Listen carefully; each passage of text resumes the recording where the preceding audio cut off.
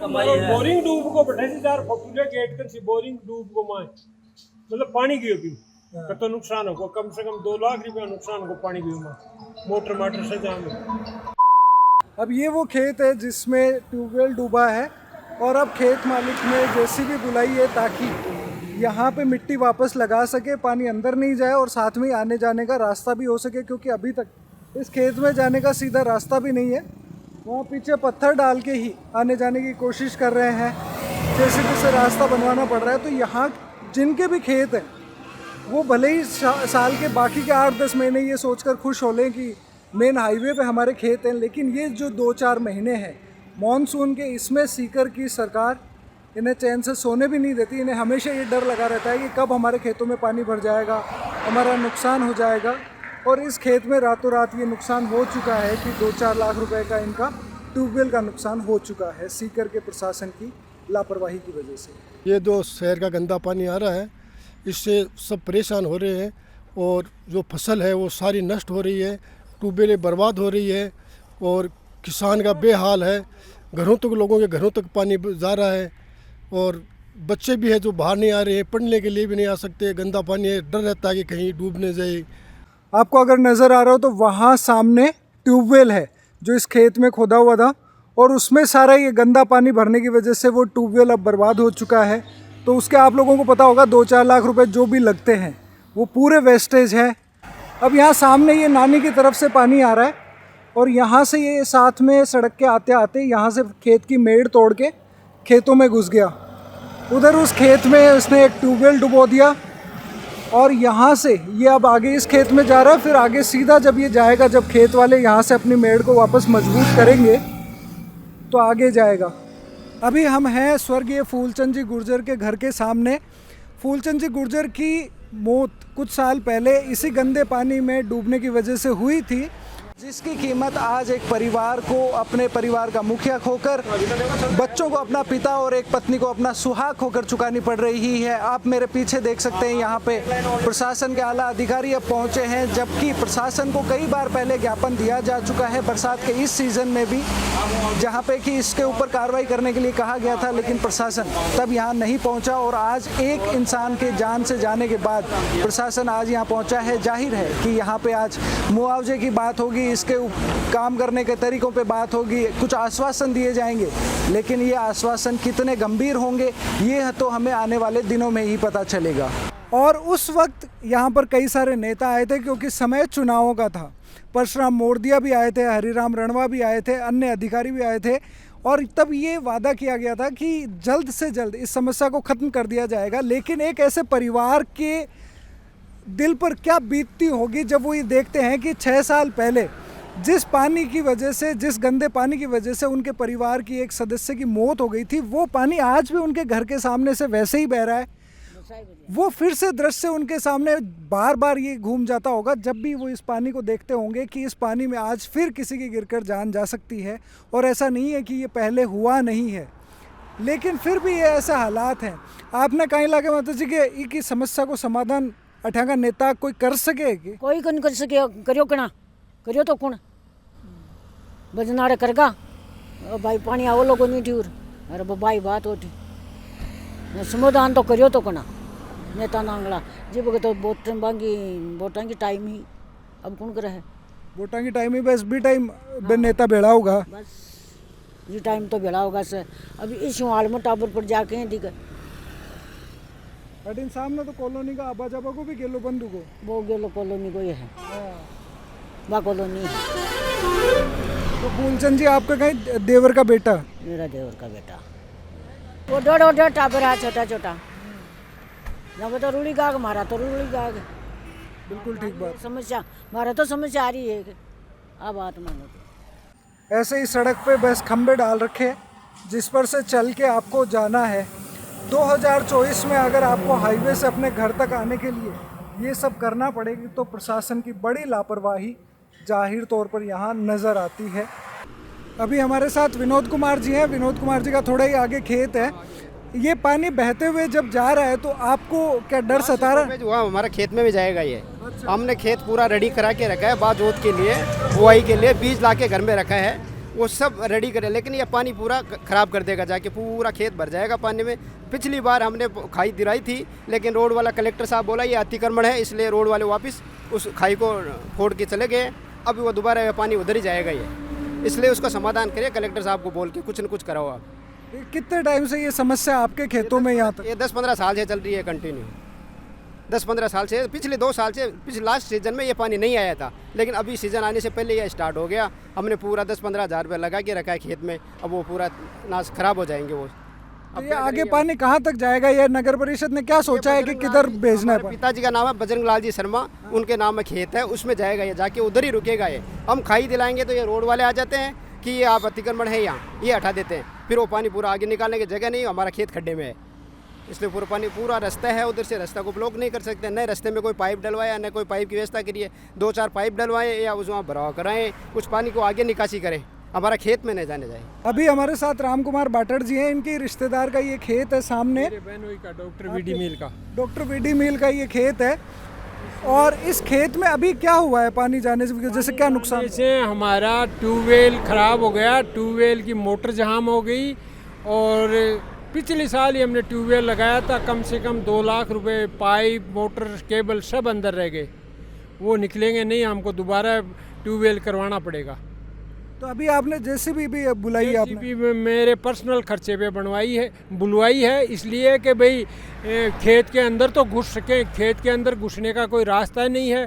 पहले मैं लोडर चलाया, अभी 2.5 घंटे 2500 रुपये उसको दिए हैं, अभी ये 1200 रुपये घंटे में ये आई है कि भाई अंदर जाने का रास्ता तो बनाएं, अंदर जाने का कोई रास्ता ही नहीं है। मेरे कंस्ट्रक्शन चल रहा है, मजदूर हैं, वो जाने आने के लिए उनको कोई जगह नहीं है, तो हमारे को काफ़ी दिक्कत हो रही है। जो नगर परिषद वालों ने खुद की न तो जेसीबी भेजी, न की बात उनको फ़ोन भी किया था कि भाई आपकी जेसीबी भेजो, लेकिन वो कोई रिसीव नहीं किया। रिसीव किया तो बोले हमारे पास अभी काम लगी हुई है। नहीं, नगर परिषद में किसको फ़ोन किया आपने? मैं तो लैंडलाइन पे किया था ऑफिस में, लेकिन बोले अभी कोई आया नहीं, बता देंगे, ऐसे मतलब कोई मजबूत जवाब नहीं दिया। ये बात हमने देखा किस तरीके से लोगों की अलग अलग तरीके की समस्याएं हैं, अलग अलग कारणों की वजह से लोगों का जनजीवन प्रभावित हो रहा है। अभी हमारे साथ विकास चौधरी जी हैं, और हनुमान बेनीवाल आए थे पिछले कुछ सालों पहले यहाँ पे, तब उन्होंने इस मामले में हस्तक्षेप किया था। तो आपका इस पूरे मामले में क्या कहना है? आरएलपी से आप जुड़े हुए हैं। देखिए भाई साहब, हमारा तो यही कहना है कि ये गौर प्रशासन की लापरवाही है। जिला प्रशासन और नगर परिषद मिलके बिना सूचना के रोज़ ये पानी डालते हैं। अब देखो आप, कितने घरों के रास्ते बंद हो गए, यहाँ स्कूल में जो बच्चे जाते हैं वो परेशान हो रहे हैं, आपके सामने बाइक वाले पानी के अंदर गिर रहे हैं, लोगों के खेतों में पानी घुस रहा है। प्रशासन सोया हुआ है। आदरणीय हनुमान जी आए थे सिक्कर, तब उन्होंने कलेक्टर साहब से बात करी थी, एडीएम साहब को हमने सर्किट हाउस बुला के बात करी, तब उन्होंने कहा कि आगे से पानी नहीं आएगा, पर प्रशासन सोया हुआ है। कलेक्टर साहब कहाँ हैं? हनुमान बेनीवाल बोल रहा हूँ। नमस्कार। एक हाँ जयप्रकाश जी, कलेक्टर कहाँ हैं? आप साथी हो? यार एक ये लोग बाग आए मेरे पास, मतलब नानी गांव है ना वो पानी वाला, तो उसमें क्या कर रहे हैं आप बताएं मुझे। हमारे खींवसर के पूर्व विधायक नारायण जी बेनीवाल ने भी ये मुद्दा विधानसभा में भी उठाया था, पर कोई अमल नहीं हुआ और आम जनता परेशान है, त्रस्त है। 2015 से लेके आज पिछले 9 साल से ये कंटिन्यू पानी आ रहा है, कोई सुनने वाला नहीं है। नगर परिषद सोया हुआ है, जिला प्रशासन सोया हुआ है। कलेक्टर साहब, शहर का पानी गांव के लोगों को क्यों दुख दे रहे हो आप? इससे यहाँ पे अभी लाइट की इतनी भयंकर कटौती है, लाइट की कटौती से वजह आम लोग हैं वो बाहर सोते हैं, उनको मच्छर परेशान करते हैं। प्रशासन फेल है इस पूरे मामले में। तो अभी गांव के लोगों ने क्या सोचा है? जैसे यहाँ पे सरपंच भी है, आप लोगों ने कुछ मिलके सोचा है कि किसी तरीके से इस समस्या को बड़े अधिकारियों से या नेताओं तक पहुँचाया जाए? कुछ सबको अवगत कराया हुआ है सरपंच जी, और यहाँ के ग्रामीण जनों के हर आदमी और हर पार्टी के लोग सब ने नगर परिषद में जाके और कलेक्टर साहब को ज्ञापन दिया। लगातार 10 साल से ज्ञापन दे रहे हैं, कोई सुनवाई नहीं हो रही। प्रशासन सोया हुआ है। हर बार हमने प्रयास किया प्रशासन को जगाने का, पर प्रशासन जगने का नाम नहीं ले रहा है। काम के नाम पे प्रशासन जीरो है। अब आगे कुछ खेतों के सामने इन्होंने पाइप डाल दिए। पाइप डालना सोल्यूशन थोड़ी है। इस पानी को आगे आप लेके कहाँ जाओगे? आप ये देखो, पानी को आगे ले जाने का कोई रास्ता नहीं है। हमारे जस्ट पीछे रॉयल सिटी कॉलोनी है, उसमें हजारों परिवार रहते हैं। उन परिवारों का रास्ता अवरुद्ध हो रखा है। प्रशासन सुनने वाला नहीं है। गाँव के सारे लोग गए हैं, सब लोगों ने जाके वहाँ पे नगर परिषद को और कलेक्टर साहब को अवगत भी कराया। सबके मामला ध्यान में भी है, पर प्रशासन ध्यान नहीं दे रहा है। प्रशासन फेल है इस पूरे मामले में। अब इंडिया अलायंस के कॉमरेड अमराराम सांसद हैं और नागौर से सांसद हनुमान बेनीवाल है, वो भी इंडिया अलायंस के सदस्य हैं। तो क्या लगता है कि इन दोनों के एक अलायंस से होने का कुछ फ़ायदा यहाँ के लोगों को मिल सकता है? कोई हस्तक्षेप होगा कॉमरेड अमराराम की तरफ से? बिल्कुल, हम अमराराम जी को अवगत कराएंगे और अमराराम जी इस मामले को लोकसभा में भी उठाएंगे और हनुमान जी से भी हम लोकसभा में उठवाएंगे, क्योंकि ये तो जनहित का मुद्दा है। ये कोई पार्टी समाज का काम नहीं है। यहाँ हर आदमी परेशान हो रहा है। इससे जो ये किसानों के लिए लड़ने वाले दोनों ही आदमी हैं, इनसे हम आग्रह करेंगे कि ये इस मुद्दे को लोकसभा में उठाएं और ऊपर से प्रशासन के ऊपर दबाव आए और ये पानी और ये हर साल का जो गंदगी है इसको ये बंद करे, क्योंकि ये आम जनता यहाँ परेशान हो रही है। और ख़ासकर जो अमराराम जी हैं वो लड़ने वाला आदमी है। उठाएंगे बिल्कुल हनुमान जी से और अमराराम जी से हम निवेदन करेंगे इस और मामले को। आपका क्षेत्र तो आता भी धोद विधानसभा क्षेत्र में, जो कॉमरेडों का गढ़ कहा जाता है। नहीं, बिल्कुल वो कॉमरेडों का गढ़ कहा जाता है, पर यहाँ से क्षेत्रीय एमएलए गोवर्धन है, वो तो जीरो है, फेल है गोवर्धन वर्मा। वो कभी आके यहाँ सिर्फ वोट लेने के लिए, प्रचार करने के लिए तो वो आ जाते हैं, पर उस व्यक्ति ने आके यहाँ के लोगों को नहीं पूछा कि यहाँ किस किस आदमी का क्या हाल है। यहाँ किसी पार्टी को देख के ये पानी नहीं आ रहा है कि भाई बीजेपी वालों के आ रहा है, कांग्रेस वालों, सबके बुरे हाल हैं इस पानी की वजह से, और सुनने वाला कोई है नहीं।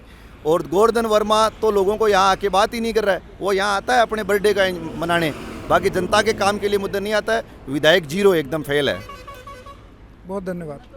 नानी ग्राम में लगातार विभत्स होती समस्या जो गंदे पानी की वजह से बनी हुई है। नानी के सरपंच मोहन जी हमारे साथ हैं। इनसे हम जानते हैं कि इस समस्या पर बतौर सरपंच आपका क्या कहना है। ये समस्या जो बनी हुई है गांव के बहुत सारे लोगों को, उनकी खेती को, उनके स्वास्थ्य को ये प्रभावित करती है। आप इस समस्या को कैसे देखते हैं और इसके निराकरण के लिए क्या प्रयास हैं वो किए जा रहे हैं आपके स्तर पर? पहले तो सब दिनेश जी नमस्कार, और नानी गांव का विजिट करने के लिए बहुत बहुत धन्यवाद आपको। और मैं ये कहना चाहता हूँ कि हमने मेरे कार्यकाल 4 साल का के लगभग हो चुका। हमें कलेक्टर साहब, आयुक्त साहब जो है ना, इनको बहुत बार अवगत करा चुके हैं, धरना प्रदर्शन भी कर चुके हैं, और अभी तक तो कोई सुनवाई हुई नहीं। अभी कुछ दिन पहले है ना कुछ नाले है ना की व्यवस्था करवाई है, और जैसे अभी तो बारिश का मौसम चालू हुआ, बारिश आई भी नहीं है। जैसे बारिश आने से पहले ये हालत है कि आप देख के आए हो खेतों में कितना पानी भरा हुआ है। तो अभी आपने अब फिर से जब ये पानी आ रहा है, समस्या और ज़्यादा विकराल हो रही है, आगे तक पानी जा रहा है, आपने नगर परिषद के अधिकारियों से या कलेक्टर साहब से ये पूछने की कोशिश करी कि यहाँ पे नाले डालकर ये पानी को आगे कहाँ ले जाना चाह रहे हैं? क्या प्लान क्या है इनका? नहीं, ये नाले तो है, हमने कलेक्टर साहब और आयुक्त साहब से ये बोल के डलवाए हैं, जो खेतों में और घरों में आने जाने का जो रास्ता है वो अवरुद्ध हो रहा था जो पानी आने से, वो उनका घरों के रास्ते को सुचारू रूप से चालू रखने के लिए भाई आने जाने का रास्ता तो रहे, इसलिए ये नाले डाले गए हैं। तो ये समस्या जैसे यहाँ सीधा जब हम चौराहे तक जाते हैं, यहाँ तो ये समस्या समाधान हो गया कि नाले डालने से, लेकिन अब आगे जो बडाडर के रास्ते में जो घर हैं, खेत हैं, अब उनके घरों में आने जाने का रास्ता बाधित हो गया है, तो अब क्या वहीं पे भी प्रशासन वापस नाले ही डालेगा या क्या करेगा? वो तो सर वो तो प्रशासन बताएगा, क्योंकि सीकर शहर का प्रशासन अभी है ना मौन बैठा हुआ है, ना किसी की सुनाई करता है। और पिछले 4 सालों में जितना हमने परिश्रम किया उसका 1% भी हमको लाभ नहीं मिला कि नगर परिषद ना तो हमारी कोई सुनवाई करता है, और जब ये डैम टूटता है तो वो आते हैं और लॉलीपॉप देके चले जाते हैं कि कल से या परसों से काम चालू कर देंगे, जबकि वो जो डैम बना हुआ है ना, आपने देखा है कच्ची मिट्टी का डैम बना हुआ है, उससे बारिश आई, अभी बारिश आई नहीं, बारिश आएगी तो वो ज़्यादा से ज़्यादा आधे घंटे भी वो डैम चलेगा नहीं। आप देख के आए हो है ना कि मतलब कच्ची मिट्टी का डैम कितनी देर चलेगा वो। आप सरपंच हैं, सीकर के विधायक हैं कांग्रेस के राजेंद्र पारिक, और धोद क्षेत्र में जो नानी ग्राम आता है उसके विधायक हैं बीजेपी के गोवर्धन वर्मा। तो आपने कोशिश करी कि इन दोनों से मिलके और इनका हस्तक्षेप करवाया जाए नगर परिषद के यहाँ पे, ताकि किसी भी तरीके से इस समस्या का कोई स्थायी समाधान हो सके। पारिक साहब से कई बार अवगत करा चुके हैं, पारिक साहब को भी, और गोवर्धन जी अभी विधायक बने, गोवर्धन जी के पास भी ज्ञापन लेके ग्रामीण निवासी हम सभी जा गए हैं, और पहले सांसद रहे हैं श्रीमान सुमेधानंद जी, उनके पास गए। अब जो नवनिर्वाचित सांसद उनसे मुलाकात नहीं हुई इस पानी के मामले में, और ये जो दोनों विधायक हैं इनको तो बहुत बार कह चुके हैं, लेकिन कुछ इसका हमको तो लगता नहीं है कि कुछ होगा। यही है कि गांव अगर अब तो यही है, हमने डिसाइड किया है कल गांव वालों ने बैठ के कि अगर अब खेतों में पानी आएगा, बारिश होगी है ना, तो हम रोड को चक्का जाम करेंगे, फिर कोई देखा जाएगा जो होगा वो। तो आगे जैसे कुछ खेत हैं वहाँ पे खेतों में पानी भर चुका है, वहाँ पे एक जैसे ट्यूबवेल है उसमें भी पानी भरने की वजह से वो बर्बाद हो चुका है। तो अब इस स्थिति में जब लोगों के खेतों में भरने लग गया है पानी, तो अब क्या करेंगे? पानी अभी बारिश आई नहीं है, नाइट को रात को 11-12 बजे तक मैं खुद जेसीबी के साथ में है ना, रोड के पास में जो खेत बने हैं उन खेतों में पानी गया है। वहाँ रात को 11 बजे तक मैं खुद जेसीबी लेके आया हूँ और रात को 11 बजे तक उनके में जो कच्ची मिट्टी का है ना डोल लगा हुआ है, मतलब दीवार बनाई है ना कि वो पानी रोड बाउंड्री में रहे, ना कि खेतों में जाए, किसी का नुकसान हो। काश्तकार के लिए तो ये जो फसल है यही सब कुछ है, यही तनख्वाह है, यही जॉब है, यही है सब कुछ जो है वो। बिल्कुल, ये बहुत गंभीर विषय है।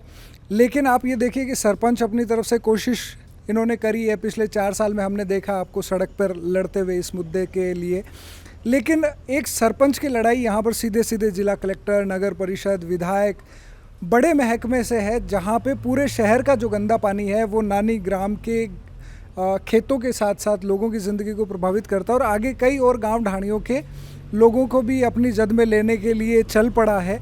अब ये पानी कहाँ तक जाएगा ये तो हमें आने वाला वक्त ही बताएगा, लेकिन इतने बड़े महकमे और इतने बड़े प्रशासन में कोई भी अधिकारी ऐसा मालूम नहीं होता है जो कि गांव वालों की समस्या को समझकर उसके निदान के लिए यथोचित प्रयास करे। आने वाले समय में कौन क्या करेगा ये तो हमें देखना ही है, लेकिन इससे पहले इस बारिश का डर इस गांव के और आसपास के लोगों को सता रहा है कि जब बारिश आएगी तो यहाँ के लोगों का, यहाँ के खेतों का और खेती का क्या हाल होगा। दूसरी ओर किसान खेती के लिए, अच्छी फसल के लिए बारिश की उम्मीद भी कर रहा है, लेकिन यहाँ के लोगों में दोनों तरीके की चिंताएं हैं। बारिश नहीं आए तो फसल को नुकसान, और बारिश आए तो जो गंदे पानी से जो नुकसान होना है वो अलग है। इस पर आपकी जो भी प्रतिक्रिया वो कमेंट के माध्यम से ज़रूर साझा करें। सीकर संदेश के साथ बने रहने के लिए बहुत बहुत धन्यवाद।